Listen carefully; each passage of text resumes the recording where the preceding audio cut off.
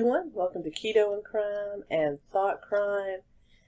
And then there was this case that we're going to talk about. This one is by far one of the most disturbing cases I have ever researched, ever listened to other podcasters talk about, have ever even watched the fictional movie based on the case. So if you don't have a drink, you need to get one. Whether it's coffee, but I have here just a nice full-bodied roast of coffee, chicory root from New Orleans, that I'm going to use to soothe the demons that will inevitably arise during this case. But if it's after like 5 p.m. and you can drink wine, drink some wine, because you're going to need it. Like I said, this was very disturbing, so if you have a weak stomach, weak constitution, please click off right now. But let's get into it. Today we're going to be looking at the case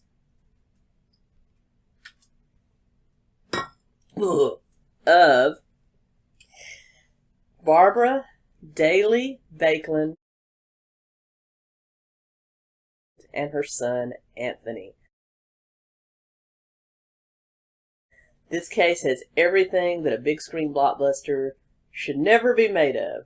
You've got cheating spouses, emotional abuse, physical abuse, prostitution, sexual abuse, and incest, culminating in murder.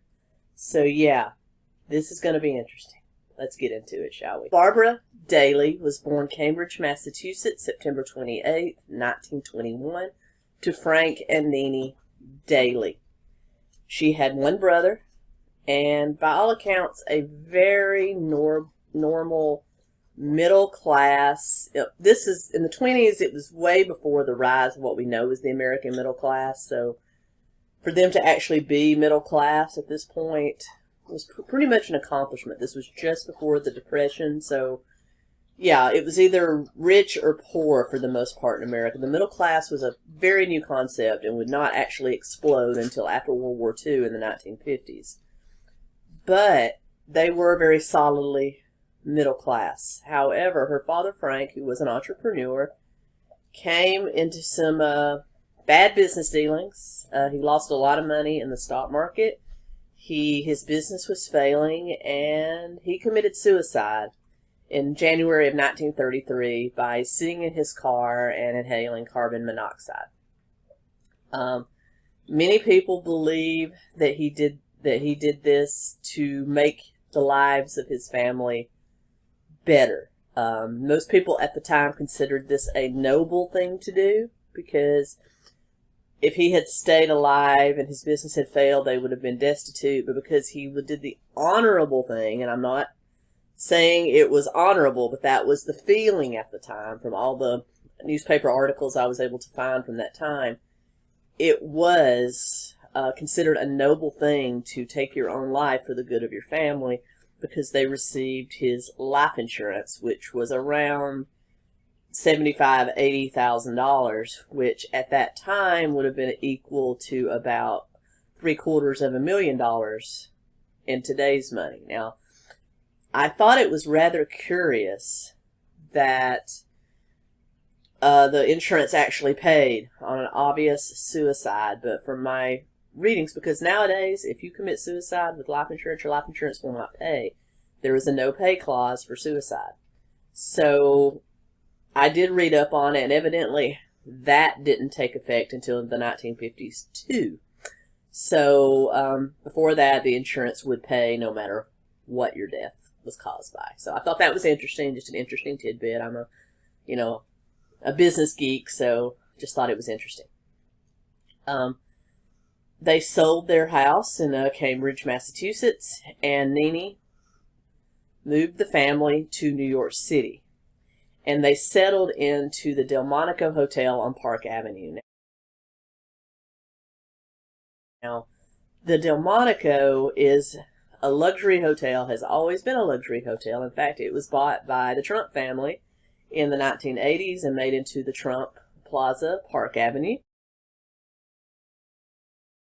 Was not a cheap place to live. There were lots of cheaper places that they could have found, but this is where they chose to live. And of course, they were eating out all the time, and thanks to her mom, young Barbara really got used to the whole socialite lifestyle. Now, socialites are mainly people that come from money, or have influence, and they spend their time perusing with the right people, going to the right events, living a lavish lifestyle, whether they're rich or not. If you want an indication of somebody that was able to fake it in this realm, check out my video that I'll put up above about Anna Delvey, a grifter who was able to feign being a socialite to get into these social circles. Very interesting story there, too. So it was while being a socialite that Barbara Daly came into contact with some photographers that worked for Vogue and Harper's Bazaar, and she did start getting some photo shoots, some fashion spreads, some, overall articles going on in these very popular magazines of the day. And one of these photographers actually named her one of the 10 most beautiful young girls in New York City. So based on that, she started becoming an active model. She was very attractive. Very attractive. No one is denying that. However, mental illness seemed to run in their family. Her mother was already, in addition to her father having chronic anxiety and depression, even though it really wasn't diagnosed at that time, that led him to commit suicide, her mother was starting to show signs of psychosis as well. Talking to herself, becoming very depressed, those kind of things. And Barbara herself kind of felt herself starting to descend into depression as well. So she started seeing a psychiatrist by the name of Foster Kennedy. Now, Foster Kennedy was a very prominent psychiatrist in the New York City area during that time. He did such controversial things as shock therapy and things like that to cure all manner of ailments, although we don't really have, I was not able to find any medical records for Miss Daly, but I'm pretty sure because of her status, those were sealed. But so I have no evidence that she underwent anything as radical as shock therapy, but we do know that she was a private patient of Dr. Foster Kennedy. Also, through her contacts at Vogue and Harper's Bazaar, she was actually able to secure a screen test in Hollywood for a movie. And she went out there with her good friend, actor Dana Andrews, and actually did the Hollywood thing for a while. She did a few photo shoots, had some bit parts, did a few commercials, but of course it didn't really, propel her to the top. She wasn't a queen of the silver screen, but she did make a very important friendship that would change her life. And that friendship was with actress Cornelia Dickey Bakeland. The two became great friends. They would go home with each other, back to New York. They would hang out with each other, became BFFs. And she introduced Barbara to her younger brother, Brooks Bakeland, who was a trainee in the Royal Canadian Air Force, which seemed a little weird to me because they were American citizens, even though their grandfather had come from Europe. But still, from everything I could gather, they seem to be dual Canadian-American citizens, which is pretty common, as a matter of fact.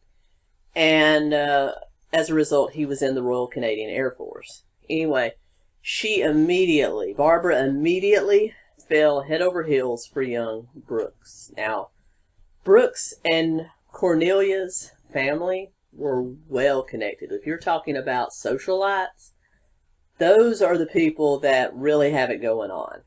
They were the grandchildren of Leo Bakeland.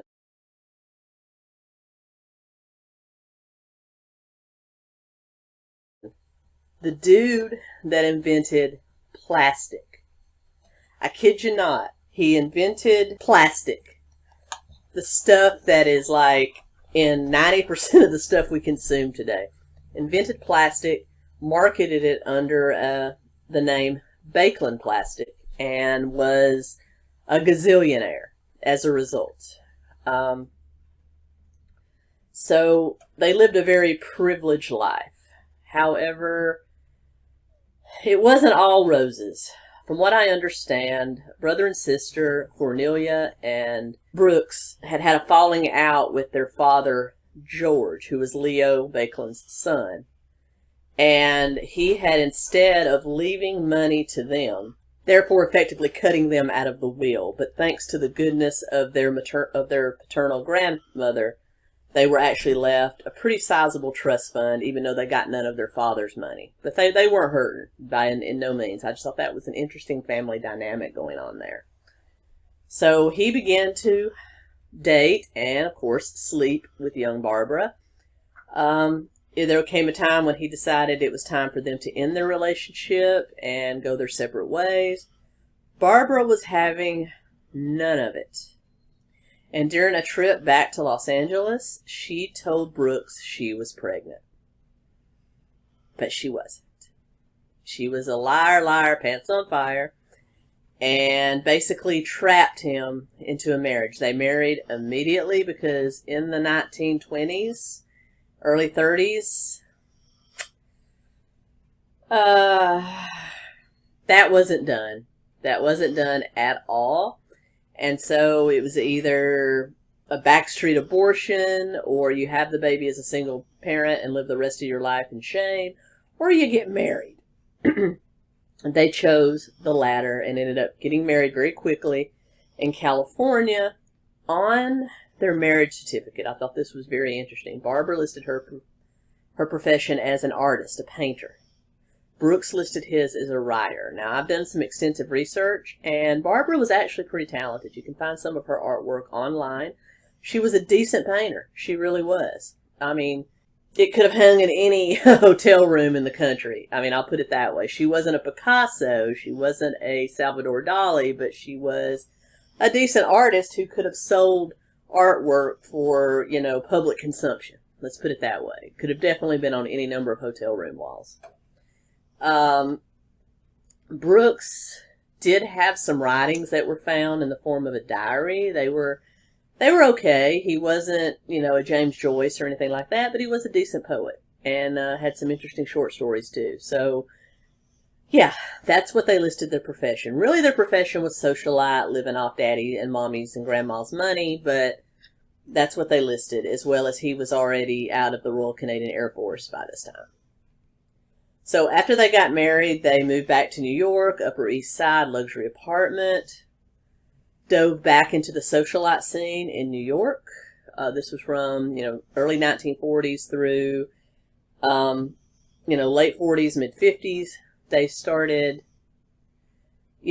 they had parties. The creme de la creme came to their parties. You had people like Tennessee Williams, Greta Garbo. They hung around with the elite.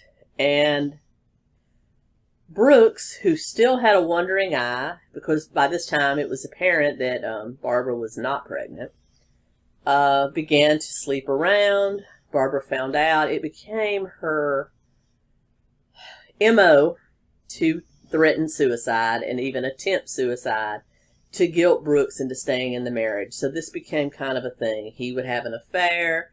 She would threaten suicide, even attempt suicide, and then he would stay in a marriage. So that's kind of what happened there until 1946, when she finally gave birth to their only child, Anthony Baekeland, known as Tony.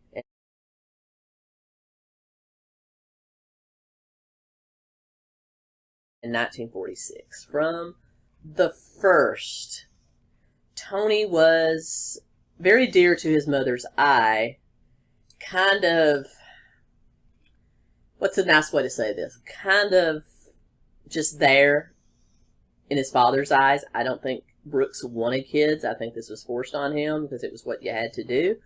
So, yeah, not exactly the greatest. He was kind of an apple, like I said, of Barbara's eye, but not to the point she was willing to give up her socialite lifestyle to care for him. So he was kind of trotted out at parties. Young Anthony, who was sort of effeminate, very tall and lanky, and kind of sickly.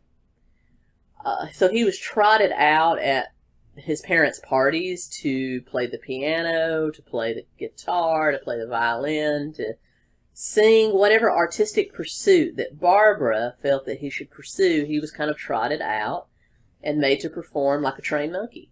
And she had this delusion in her head that he was some sort of child prodigy, as did Brooks. They both wanted Tony to be a child prodigy, and they kind of forced him into that, but unfortunately he didn't really take to any of that. On top of it, Barbara, who is very looks conscious, is said to have starved the boy to keep him long, lanky, and skinny, because that's the body type she preferred. And so it was said that lots of times he was hungry, he was malnourished, and that's the reason he was sick a lot, because he didn't have a healthy immune system because he was being starved.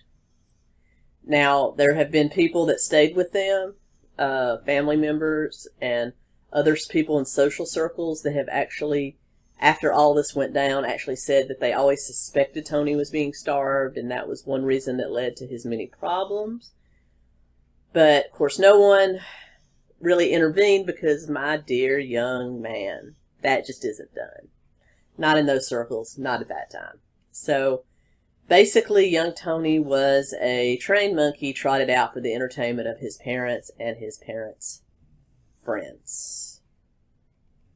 In 1954, the family left their apartment in New York, though still maintaining it as a residence, and started a traditional socialite nomadic lifestyle in Europe. They lived in England, they lived in Italy, and while in Europe, Brooks met the young daughter, who was 15 years younger than him, the daughter of an English diplomat, and immediately fell in love. Though that diplomat was never really named, we do know that Brooks fell in love with a much younger woman and actually went to Barbara, asked for a divorce so he could marry this younger woman. Well, true to her MO, Barbara attempted suicide, and of course Brooks broke it off and stayed in the marriage, but he continued with his philandering ways, as did she. She was reportedly having an affair with a Spanish artist at the time, and Brooks, this was sometime in the early 60s, Brooks actually offered her a cash payout of like $140,000 if she would divorce him and go live with the Spaniard. Of course, she pulled the same suicide trick, broke off her affair, stayed in the marriage. It was very important for her to maintain her marriage. All on this time, young Tony still being made to be his parents' entertainment at parties, was kind of, he received a very good education by all accounts. He went to Swiss boarding schools. He was very intelligent. By this time, he was about 18, 19, and of high school graduation age when he finished up at Private Academy. He actually started traveling extensively in Europe himself, though never without Barbara and Brooks close behind. Finally, in 1967, at the age of 20, he journeyed to Switzerland and met a young Australian man by the name of Jake Cooper, who was, by all accounts, bisexual, enjoyed the company of both men and women. He and Tony began basically living together in a communal situation with several young men and women. They began taking a lot of hallucinogenic drugs and started an affair. Once the Bakelins, Brooks and Barbara, heard that their son was living a homosexual lifestyle, they were going to have none of it. So Barbara actually went to Switzerland, basically kidnapped Tony from his home with his friends, and attempted to bring him back to Spain where they were still living. However, at the airport, Tony had left his passport, his European passport, behind, and so could not board the plane. And in the initial ruckus, both Tony and Barbara were arrested, although it was kind of swept under the rug. But finally, he returned to the commune, lived with Jake a few more weeks, but eventually did return to Spain to stay with his family. Barbara finally accepted that relationship, although she tried to keep it quiet. She decided to be nice to Jake and invite him to Spain to live somewhat with the family. But while there, she introduced her young son, her 20-something-year-old son, to Sylvie, who was the daughter of a Spanish diplomat, a young girl named Sylvie, and proceeded to try to push that relationship on her son as opposed to his relationship with Jake. However, she would invite Sylvie over, and by all accounts, Tony did break off the relationship with Jake, though a lot of people believe that was because Jake was kind of a philanderer as well, and did start a dating relationship with young Sylvie. However, it kind of backfired on Barbara, because while she was having Sylvie over, trying to woo her into their family, her husband Brooks began an affair with Sylvie and eventually asked Barbara for a divorce so that he could marry Sylvie. Yeah, this gets sicker. This is just, we've just scraped the bare minimum here. This is going to get a lot sicker, so hang on. Grab another sip of coffee. I'm going to get one.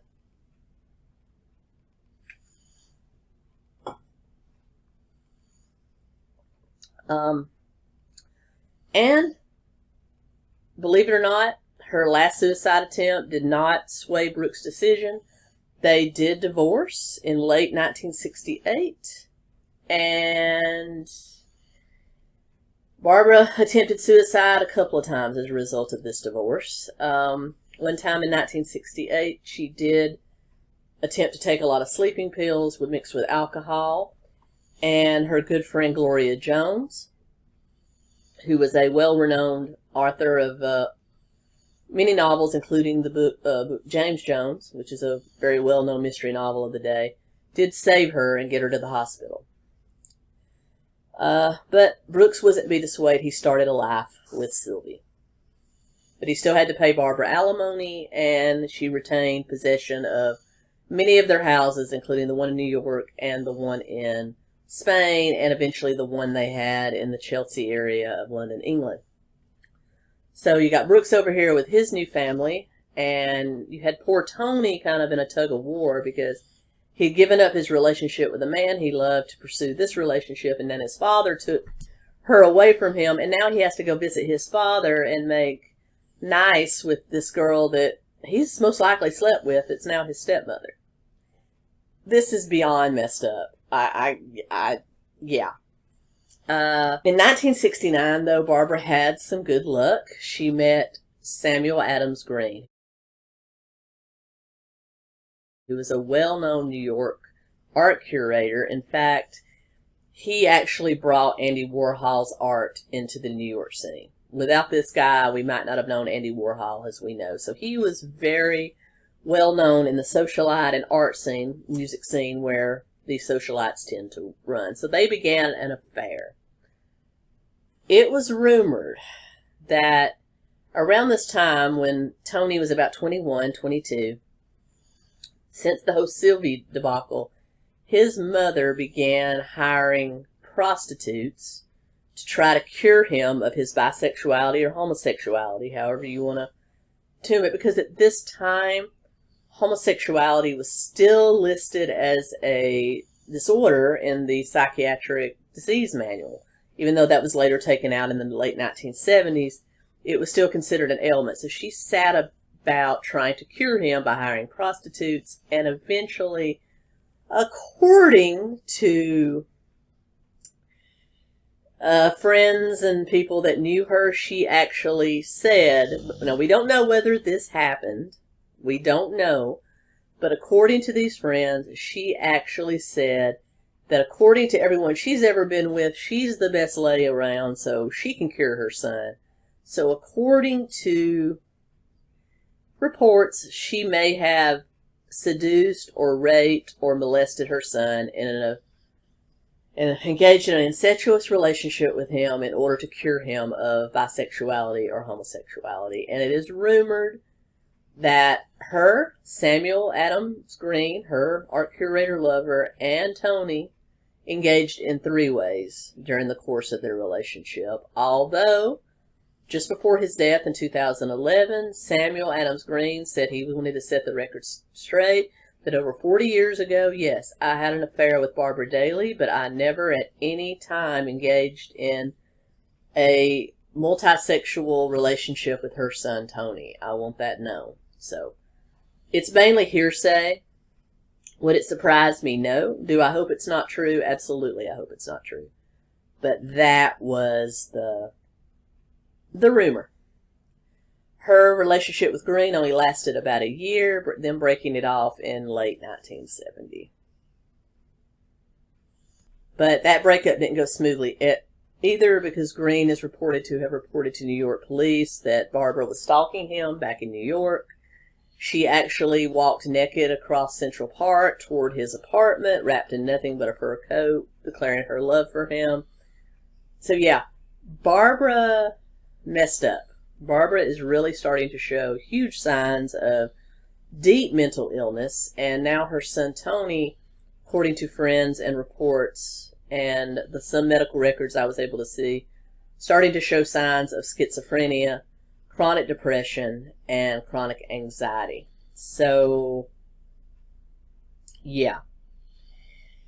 They eventually relocated from New York to the Chelsea area of London, England in the early 70s. And they're engaged in a very tumultuous relationship. Many say it was a sexual relationship. We don't know. I mean, but they had a lot of deep, heated fights. There were police called to their apartment many times because they got into literally fisticuffs with kitchen knives. She had Tony in and out of psychiatric treatment, trying to get him help because she said she was scared of him.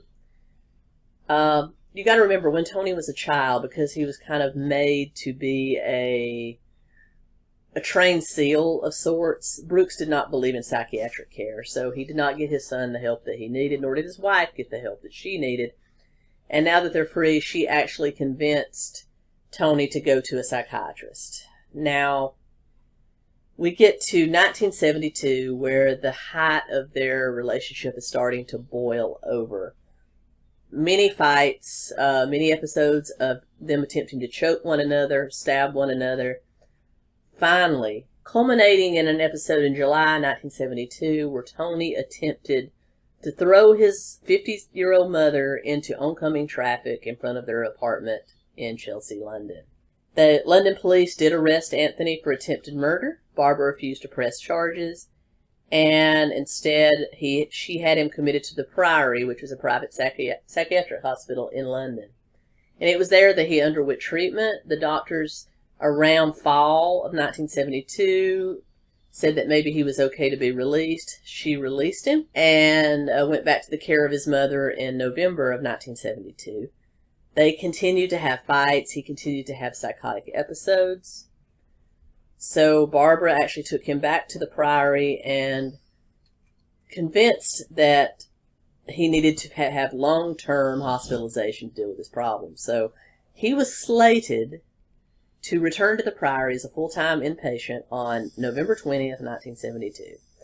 However, November 17th, 1972, police were summoned by Tony to the Chelsea, London apartment, where they found his mother Barbara dead from a single stab wound to the chest, inflicted by her son.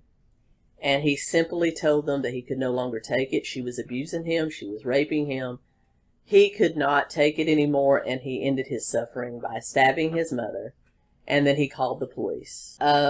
Even though he was charged with murder, they decided instead of putting him in prison, they would commit him to further psychiatric help. So he was imprisoned at Broadmoor Psychiatric Hospital from November 1972 until July of 1980, when through a letter-writing campaign, PR campaign put forth by the most wealthy people in America, the most wealthy people in London, he was eventually released into the care of his 87-year-old maternal grandmother, Nina Daly, and he was returned to her from London on a plane immediately after his release. He was now 33 years old, still showing symptoms of schizophrenia, still showing symptoms of manic behavior. Yet he was released into the care of an 87-year-old woman. What's going on in the 1970s and 80s in psychiatric America? Just a few days after his release, about a week, July 27th, he was arrested by New York City police after attempting to murder his grandmother, Nina, with a knife. He stabbed her 8 times. Each time missed a vital organ and hit her bones. This is a tough old broad.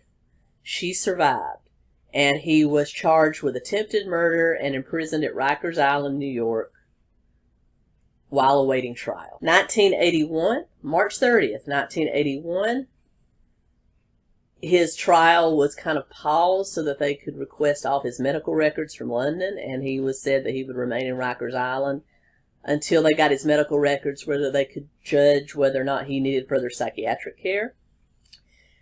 And March 20th, 1981, Anthony Baekeland, suffocated himself with a plastic bag in his cell at Rikers Island. No one knows how he got the bag. No one knows what happened. Basically, there's been no other evidence other than it was suicide. I seriously doubt this was a Jeffrey Epstein type of situation. I think he somehow smuggled the bag in, and basically to him, because he still was an aspiring artist, I think symbolism, because his family's fortune was built on plastics, I think it was kind of ironic in his mind that he should die by plastic, so that's why it happened. But according to the people at Rikers Island, all the other prisoners were locked down. There was no one else in his cell. It was a single occupancy cell, so that's what we know, that Anthony Baekeland committed suicide March 20th, 1981 at the age of 33 years old. And so ends one of the saddest, most tragic family sagas I've ever had the pleasure or displeasure of reading. There was a movie made about this called Savage Grace, starring Julianne Moore. It is highly fictionalized. Please do not take it for being gospel, though it is the only actual feature-length movie made about this subject, so check that out. It's a pretty good movie, but take it with a grain of salt. Anyway, I hope you enjoyed this episode of Keto and Crime and Thought Crime. I'll be back soon. Like, comment, share, subscribe. If you want to support the channel, I got links below to do that. Always appreciated, never required. My greatest wish is that you just watch, enjoy, share, let people know. Thank you so much. Keto Comic. Out.